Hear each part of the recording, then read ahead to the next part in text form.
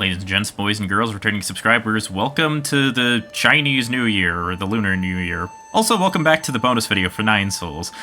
There's a lot that we need to talk about, a lot that we can go over, and a couple of updates that happened since I initially recorded this game 2 months ago. For starters, let's talk about the newest mode that they've added, Battle Memories. Despite how interesting it sounds, it's actually not that complicated. Basically, they give you Yi at his maxed out level, they give you all of the different spell types and arrow types. I mean, I don't know what Transmute Under Wealth is really going to do for you during this, so you know, you may as well go for it. And then, of course, you have all of your Jades, and, of course, all of your skills maxed out to start with. Meanwhile, heading for the... Oh, actually, hold up, before we do that, I just want to go and explore this room a little bit. Yeah, it's, like, super simple. It kind of looks like a training simulator, basically, that Yi may have used at some point in his life, you know, before everything else happened. But if we head to battle, we can see that we can basically select any of the 9 souls fights. Haha, 9 souls. Unfortunately, no Kang Hui fight, no battle against Xingtang, none of that. It's exclusively just the 9 souls. Not the worst thing in the world, but still very fun if you want to easily refight the bosses. You can look at the very cool and detailed artwork. It all looks awesome. I also like that it specifies just Nua, because let's be real here, Nua is a bigger problem. Really quickly before we go into it, I'm gonna start off here. I have not been giving the other Jades the respect that they deserve, okay? You wouldn't think something like the Swift Blade Jade, which, you know, causes you to take internal damage every time you use a triple slash attack, would be, like, a good thing. Like, you'd think, oh, that sounds like kind of a negative. There are a lot of potential combos, especially when you get really good at the game, that you can just, like, destroy most bosses. You can look up people who have done, like, insane speedruns of the game, people who have fought Eigong blindfolded for some reason, because yes, the game has enough audio cues that you can fight her blindfolded. Unbounded counter spam, believe it or not, is a very viable strategy. It's especially good if you combine it with the Hedgehog Jade, for example, or any of the other things. Transfers part of your internal damage to the enemy after a successful unbounded counter. Yeah, all of this stuff is, like, really, really useful. Chi Swipe Jade is another major one that, like, even though technically you don't really need 6 Chi charges, like, this is, like, you don't technically need 6 Chi charges, but, like, I mean, to be fair, every boss in the game can be done hitless, and, in fact, that's something that I'll talk about later with, Nua's fight, but, for now, we're pretty much just gonna go, boss by boss as I talk about some of the game's history. Speaking of which, one of the things that I really like about the game now is that is that after constant updates, the game loads, like, super, super quickly. It's awesome. One thing that I definitely do want to discuss with is about the last 2 videos of the series, aka the ending of 9 Souls, because I know I haven't gone on about that enough. But no, instead I wanted to talk about the way that I edited it specifically, because I am not using the correct soul type, am I? I am not using the correct... Why am I using water flow? Oh my gosh, okay. So one thing that I wanted to get across really, really quickly is that, at least in regards to the alternate ending of the game, a lot of people, at least initially, used to think that, like, and this was kind of a perception that I saw online in a couple of YouTube comments, was that, like, man, are you sure this is supposed to be the bad ending of the game? I mean, Yi survives, all of the 8-Mit, New Kunlun survives, they all get to go off. I mean, to be fair, it doesn't seem as bad as, you know, the canonical ending. And what I wanted to emphasize with my video is the fact that it is basically Yi devolving into what the other souls became, basically trying the same thing over and over again in an attempt to save a civilization that, let's be real here, is very far gone, and considering the fact that it also includes having to continue to lie to the 8-Min, harvesting of 8-Min brains in order to keep the soulscapes operational, the fact that Kwafu is not even seen in this ending is also interesting. In fact, very strong hypothetical that he probably died on the way back. Which is very unfortunate if you think about it that way. That's always how I've personally seen the ending. Honestly, especially as you start putting the pieces together about just how bad Eigong's mentality is, how much it's been corrupted, be it through her own social pressures, her own desire to achieve immortality. I mean, let's be real here, there was a lot of things working against Eigong, but the fact is that she's the one who caused this and is ultimately the one who is unable to accept leading to everyone else's downfall. Also, side note, boom! Yeah, there we go. Yeah, because you have access to your full kit, you can actually use your red parry attacks against this guy, meaning that, yeah, there's a hell of a lot more options for dealing with the early game bosses. Let's go and finish him and get to the next one. Ooh. So the fact that it's in the alternate ending, specifically the Home Sweet Home ending, as opposed to the Shooting Star ending, where she decides to relent and give Yi the keys of control, whereas instead in the Shooting Star ending that she realizes that the Eternal Cauldron project is getting cancelled, that she basically makes one last stand to try and save the Solarians. Also shown off by the fact that in the regular ending, where you ignore the plight of the 8 men and you just head straight to her, it's only 20% decrypted, while in the Shooting Star ending, it is, of course, 80% decrypted, and you can actually see the ball... oh my god, I forgot how much I hated fighting these guys. We'll get to it when we actually get to our boss fight, but you can actually see... You can actually see the root node getting decrypted as the boss fight progresses. Moving on, though, I'd like to talk about some of the earlier development things, some early history involved with the game, specifically Red Candle Games, who is a Taiwanese game development company who mostly specializes in horror games up until now. Their Kickstarter page, because yeah, the game was actually initially started on Kickstarter. You can also see the different reward tiers, which include, one of them was actually, and one of the stretch goals was the alternate ending, specifically the Home Sweet Home ending, so I am actually super glad that we got to this one. One of the things we didn't unfortunately get was one of the optional boss fights, which there's a couple of different options for what that could have been. It could have been one thing that we do know is the final phase of the Eigong fight was initially supposed to be, like, against the giant 3D monster. That obviously didn't end up happening. Alternatively, you could also see the Chien fight as considering it literally is just a model swapped, it is just a model swap mutant chaser, unfortunately. Perhaps that could have been something more, but what we ended up getting is still very good in comparison. Let me just go and finish up this phase real quickly, because I am out of arrows, and... There we go! Okay, jeez. Oh man, the dual combat is still not my game.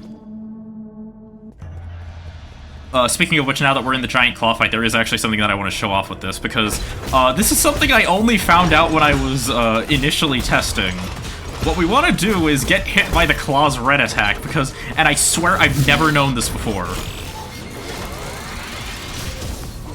It has a custom animation for grabbing you. I didn't know this. Dude, I'm sorry, listen. The claw is such an avant-garde weapon that, listen, it's always the spinny attack that gets me. It's never the actual claw grab itself. This is how you can figure out that the claw's got its own laser early before you actually hack into it. It's awesome, it's genuinely great, I love it. So much about this fight is awesome, so much about all the boss fights in this game are awesome.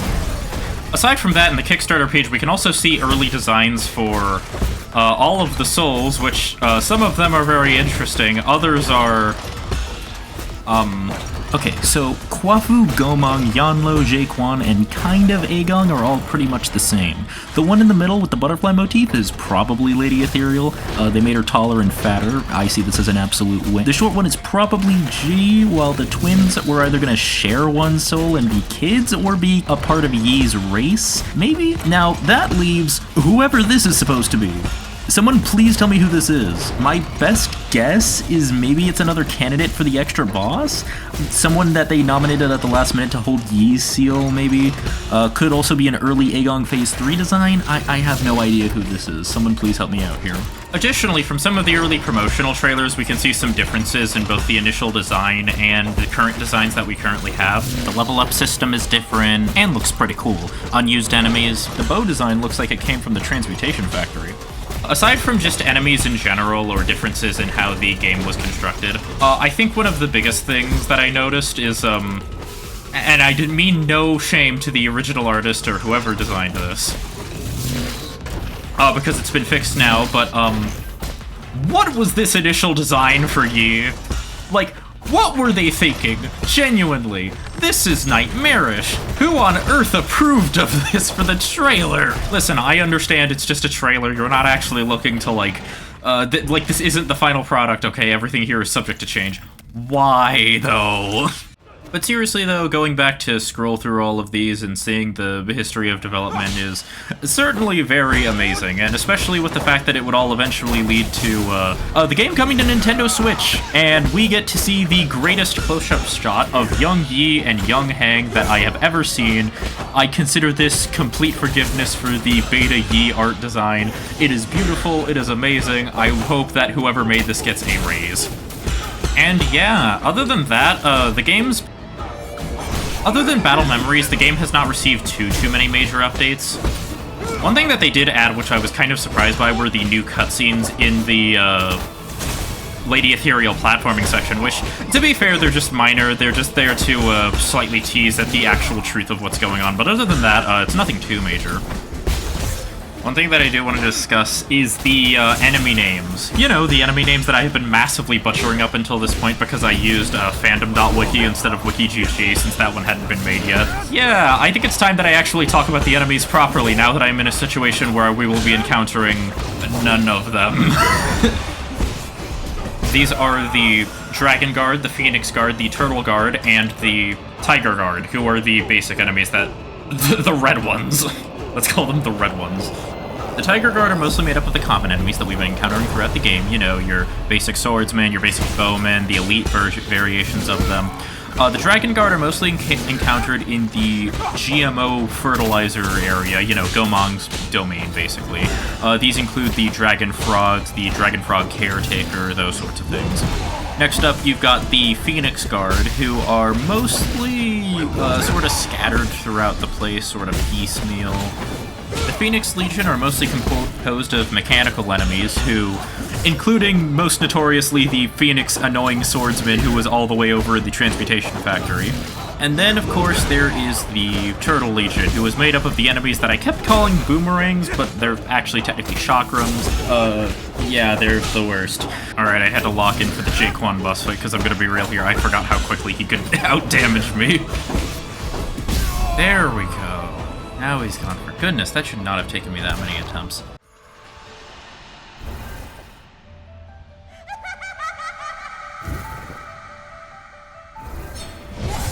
There are also some other notable exceptions, for example, the Empyrean District, the prison area, and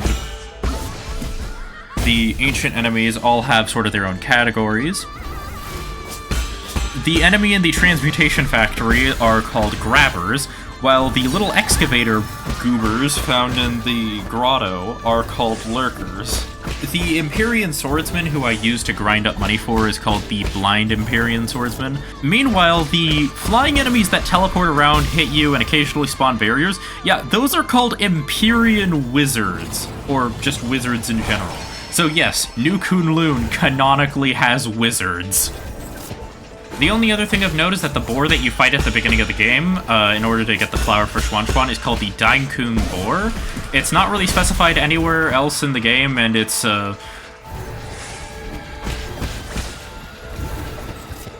very unique in terms of its placement, but other than that, yeah, there's not much else to say about it.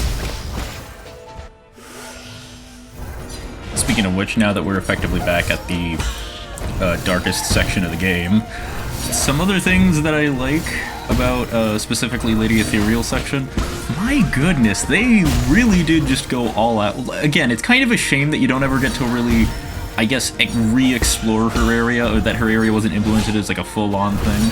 But man, what they did with it was just so excellent. She's, like, obviously, more than any other character, she's simultaneously the most tragic one while also being, like, semi-responsible, leading to the deaths of all of her co-workers, or oh gosh, I'm sorry, I don't remember a lot of these names. I struggle with a lot of them. But, like, even her, like, partner, basically, genuinely, it's just awful to see what this woman is going through, and to have it be... And to have the art team specifically choose this moment to go all out with the aesthetics, like, seriously. They absolutely, I mean, again, comparing from beta Talk Sprite Yi to what we are currently seeing on screen, they absolutely went all out with it. Absolutely phenomenal work from the entire team. Let's see here. I'm going to try to take this out.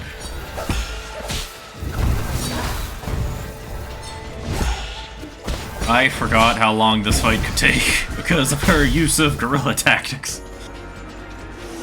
The one other thing that I wanted to say is, how on earth did I never pick up on the fact that the guru was the shaman all along? Like, unironically, I think I am just the dumbest person on the planet with the fact that it took me until editing that video to put 2 and 2 together to realize that Guru was the shaman.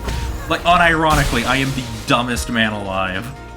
Well, at the very least, if you take one thing away from this video, it's that my interpretation of the story doesn't have to be the only one that you hold for the story. Like, for example, it's one of my favorite things about any kind of narratives in video games. The fact that you can replay it over and over again, get a different experience gameplay-wise, get a different experience story-wise, and at the end of the day, you're still coming at it with, like, a completely new perspective. Something entirely new to take away from it, and, like, genuinely, this game impressed me a lot. Keep in mind, I have not been playing many of the other, I guess, Souls-type games, if you really want to compare it to that. Like, I want to avoid specific video game comparisons. I've been trying to go directly out of my way to avoid comparing this game to specific other games, because I want to be able to see how this game stands on its own. I know Metroidvania is kind of like a generic label at this point. I know that one kind of gets used a lot. Which, to be fair, I am a bit of a big Metroidvania kind of guy. I enjoy the process, I enjoy the formula. It's very fun, very awesome. Actually, you know what? Taking the time to actually appreciate this background, I just realized if that background was moving just a little bit more, it would basically be the Gygus background. Not the head specifically, but the weird red mesh behind the head. You could basically turn that into the Gygus background. That'd actually be a really cool visual. Yeah, we're just gonna go and finish her off really quickly. I will say, though, this fight always takes a while. It's a really good fight, and the music is definitely up there, but man, I always forget how long I have to invest into actually beating it. Wait, no, Ender Lilies! I completely forgot about Ender Lilies! Oh my god. I literally just like, oh no, I haven't played too many Metroidvanias recently. I played Ender Lilies, that's what this reminds me of. There we go! My goodness, I just suddenly started sucking a lot more in these boss fights. And speaking of locking in, there is something that I want to talk about in regards to how Unbounded Counter works. I used to say that there were specific attacks that were, like, completely immune to Unbounded Counter. That pool is actually a lot smaller than I used to think. For example, as I am now going to demonstrate in the G fight, did you know that it's possible to Unbounded Counter the black holes? Alright, now I'm going to... Oh.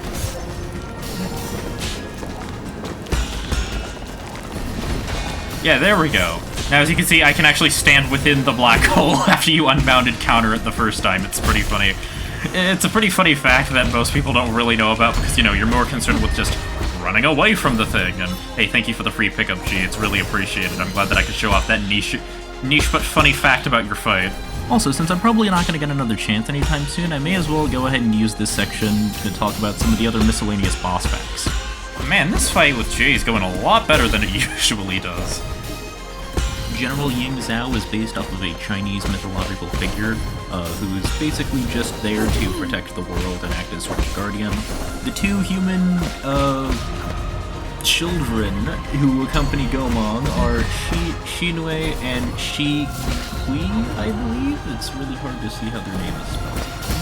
Kang Hui is a very interesting character lore-wise, since, like Yi and Jie, he is confirmed to have some sort of regenerative property, which makes him immune from Tanhuo, although alternatively it seems that he was used basically to create the transmutation soldiers, basically for some petty squabble he had with the Fang clan. There are two options for this. Number one, he actually did something that petty, and because they're rich and funding most of the council, they were willing to get away with this much torture. Or number two, the council deliberately set him up so that they could use his regeneration gene for as much as possible. Jake Quan is objectively the worst. Lady Ethereal's fake soulscape setup, the one that we initially saw when first entering, is surrounded by crimson hibiscus flowers. But can I just say that this game and its world and its story all really just wowed me upon first seeing it. Especially, like, Dude, especially, this game has the strongest opening. This game has the strongest opening to any Metroidvania that I've ever seen. Like, legitimately, I think that it is one of my... or pretty much any video game of this year. Like, unironically, I think this game won my, like, 2024 pick for, like, best... for Game of the Year, because honestly, I was hooked on it immediately, and keep in mind, like... And keep in mind, there were some other pretty strong contenders up there, especially towards the latter end of 2024 that I think could have easily taken the spot, but man...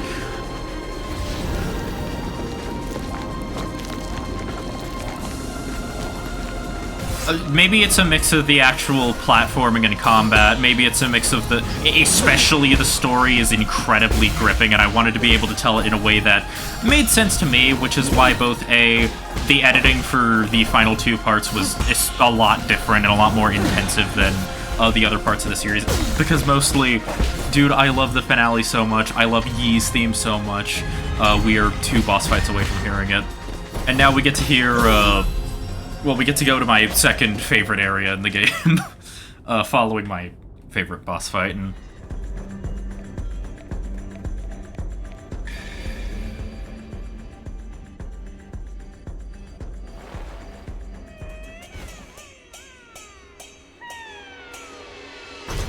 yeah, my gosh. This is, like, tied for one of the bleakest areas in the entire game. Especially with, like, Tianhuo Research Institute or whatever it's called, but, like, oh my gosh, dude.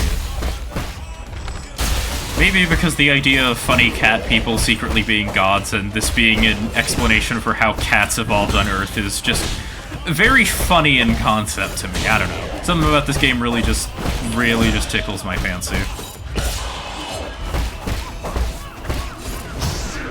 Other than that, the combat's gripping, the music's great, everything about this game really just came together, and yeah, you can most certainly tell this game made over 400% of its Kickstarter goal. Other than that, one thing that I'd like to apologize to the Fushi and Nua fight for, I used to say that the second phase was really difficult in terms of reading and how you position yourself, and honestly, I will give it some credit, it is not as bad as I initially judged it to be. The attacks are specifically timed in a way that you can counter them, it's just that the extra attacks that Fushi... or sorry, not Fushi.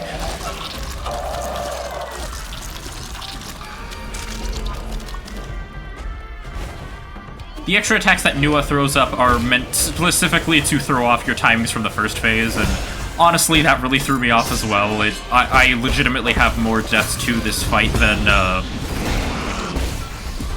sorry. I spent longer fighting this one boss than I spent fighting, Eigong, which is, an interesting predicament to find yourself in, considering by that point by both of those points I was literally maxed out. Well, not for the Fushi and Nua fight, actually, no, I was not maxed out. I was not even close to being maxed out for Fushi and Nua. 5. Okay, there we go. Okay, I need to start speeding up this fight fast, because he's going to run through my HP drain very, very quickly if I let him. As I've fought this boss more, I've come to understand his concepts and gimmicks a lot better, and I think I actually really enjoy this fight a lot more because of this. Now he leaps from the other side of the arena, yep. Good, now for every other attack that of hers that's really hard. 1, 2, boom! Okay. Alright, those are something easiest. The moment she pulls out the snakes, though. It's amazing. I'm still never going to get used to that snake attack, though. Wait, can I... I cannot parry... well, I tried to parry the snake. Alright.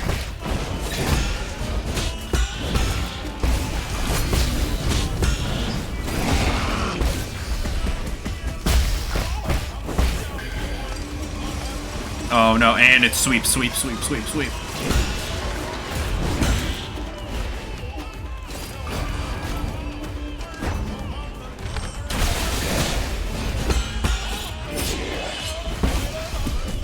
Five. Go, okay. I'm out of arrows, which is fine. I should be able to just spam click my way through the rest of the fight. Maybe I would have liked to have some arrows just to get off the last few bits of HP, but... 1, 2, 3! Oh, okay, there we go. Finished the fight before any of it could go wrong. And now finally, my favorite fight in the entire game. My goodness, Eigong. What is there to say about Eigong? Well, initially the pronunciation was supposed to be Eigong, but that did not make it into the final cut because there was concerns over whether people would think that she and Yi were related. Considering Yi's already got a sister, that would probably not make things too great. Also, I gotta say that Eigong's design is absolutely baller in terms of its aesthetic. Her hair initially tied back to resemble the primordial roots, however, later bursting forth in the Tanapo virus, which is basically showing that, yeah, this is pretty much her life's work. What initially seemed as if a moral and righteous person ends up exploding into what is basically someone whose ideals are incredibly cancerous, oddly enough. You can even see them start to pulsate in the first phase transition.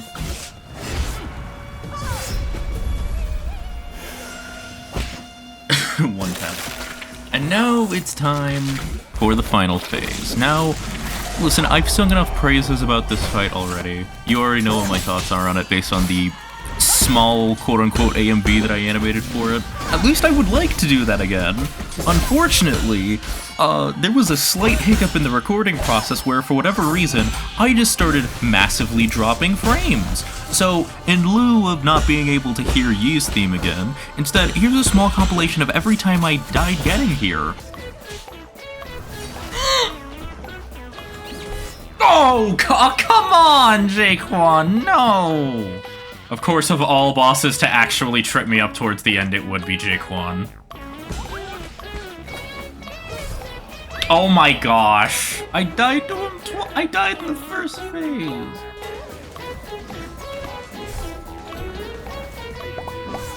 Oh my gosh. Oh! Oh, I shouldn't have taken that risk.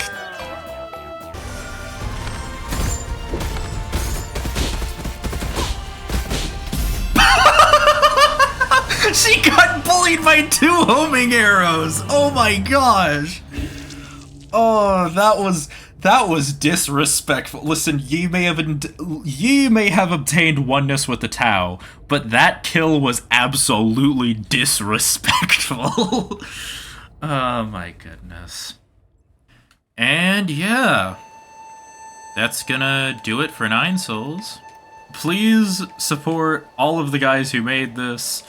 Support the creators, support the studio, join the Discord if you haven't. I myself have not joined the Discord, but I may as well shout it out anyways, because honestly, all the love in the world and all the success in the world to these developers. You guys have made one of my favorite games of the year. I sincerely commend you for it. And thank you all for watching this video.